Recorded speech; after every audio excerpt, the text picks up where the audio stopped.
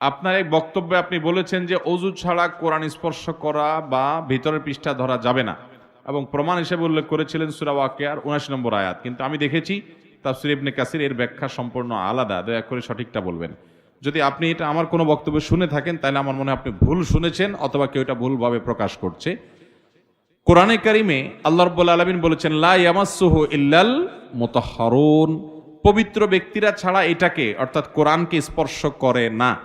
এই আয়াত দ্বারায় অজু করা ছাড়া কোরআন স্পর্শ করা যাবে না, এই আয়াত দ্বারায় আমরা প্রমাণ করার চেষ্টা কোথাও করেছি বলে আমার মনে পড়ে না। কারণ আমি জানি এই আয়াতের সবচেয়ে প্রসিদ্ধ এবং গ্রহণযোগ্য ব্যাখ্যা হলো যে এখানে লোহে মাহফুজের কোরআনের কথা বলা হয়েছে, আর মুতাহহার বলতে পবিত্র বলতে ফেরেশতাদের কথা বলা হয়েছে।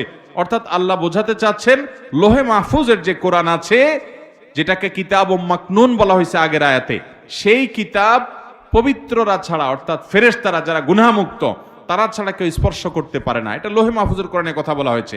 এই আয়াত দিয়ে কোরআন স্পর্শ করার জন্য ওযু আবশ্যক সেই মাসআলা এই আয়াত দিয়ে প্রমাণিত হয় না। এই আয়াতের অনেকে ব্যাখ্যা করেছেন যে এর মানে আমরা পবিত্র ছাড়া কোরআন ধরতে পারবো না, তাদের ব্যাখ্যা অনুপাতে প্রমাণ হয়। কিন্তু বেশিরভাগ মুফাসসিরদের মত এবং গ্রহণযোগ্য মত হলো প্রথমটা। যাই হোক, তার মানে এই না যে কোরআন ওযু ছাড়া স্পর্শ করা যাবে। কোরআন ওযু ছাড়া স্পর্শ করা যাবে না। বহু হাদিস এর সপক্ষে আছে, একটা দুইটা নয়, বহু হাদিস। অনেক সাহাবীদের ফতোয়া রয়েছে, আসার রয়েছে এই মর্মে যে কোরআন স্পর্শ করতে হলে সেটা কাগজে লেখা হোক, সেটা পাথরে লেখা হোক, সেটা ওয়াল লেখা হোক, এটা ধরতে হলে, ধরে ধরে পড়তে হলে, টাচ করতে হলে আপনাকে ওযু করতে হবে। তবে মুখস্থ কোরআন তেলাওয়াত করার জন্য ওযু করার প্রয়োজন। ওযুর মাধ্যমে শয়তান থেকে মানুষ মুক্ত হয়। আপনি কোরআন স্টাডি করবেন, তেলাওয়াত করবেন, ধরবেন, ধরে ধরে পড়বেন, তখন শয়তান থেকে পানা চাওয়ার জন্য একদিক থেকে আউযুবিল্লাহ পড়তে হয়, আরেক দিক থেকে ওযু করতে হয়। নাহলে কোরআন পড়েই আপনি ভুল ব্যাখ্যা করে গোমরা হতে পারেন। একটা গ্রুপ বাইর হইছে আমাদের দেশে, আহলে কোরআন, তারা হাদিস মানে না, এই কোরআন পড়েই কিন্তু তারা গোমরা হইছে।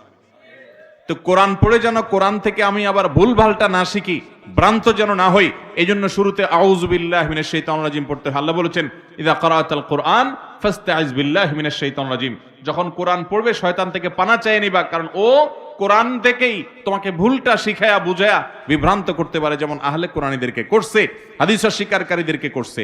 এরকম আমাদেরকেও হতে পারে, জন্য আউযুবিল্লাহ পড়তে হয়, সেই সাথে ওযুও করতে হয়। হ্যাঁ, মুখস্থ তেলাওয়াত করবেন, ওযু করার প্রয়োজন নাই। এই বিষয়ে যদি বিস্তারিত জানতে চান, মাওলানা এমদাদুল হক নামে একজন আলেম, ডক্টর খন্দকার আব্দুল্লাহ জাহাঙ্গীর রহমতুল্লাহর বইগুলোর সম্পাদনা যিনি করতেন, এখনো করেন, তিনি একটা বই লিখেছেন কোরআন স্পর্শ করতে ওযুর প্রয়োজন আছে কিনা। এই বইটা কিনে নিতে পারেন, সেখানে বিস্তারিত দলিল প্রমাণ উল্লেখ করা হয়েছে। সেখানে আপনি পাবেন সাহাবা ইকরামের অসংখ্য অসংখ্য আসার, নবী সাল্লাল্লাহু আলাইহি ওয়াসাল্লামের হাদিস আছে যে কোরআন এটা ওযু ছাড়া স্পর্শ করা যাবে না। অতএব এই আয়াত লা মুসলিম। আমাদের এই ভিডিওটি যদি আপনার ভালো লেগে থাকে তাহলে ভিডিওতে একটি লাইক দিতে পারেন এবং আপনার প্রিয়জনদের সাথে শেয়ার করতে পারেন, এবং এইরকম আরও ভিডিও পেতে আমাদের ইউটিউব চ্যানেলটি সাবস্ক্রাইব করে পাশে থাকা বেল আইকনটি অন করে দিন।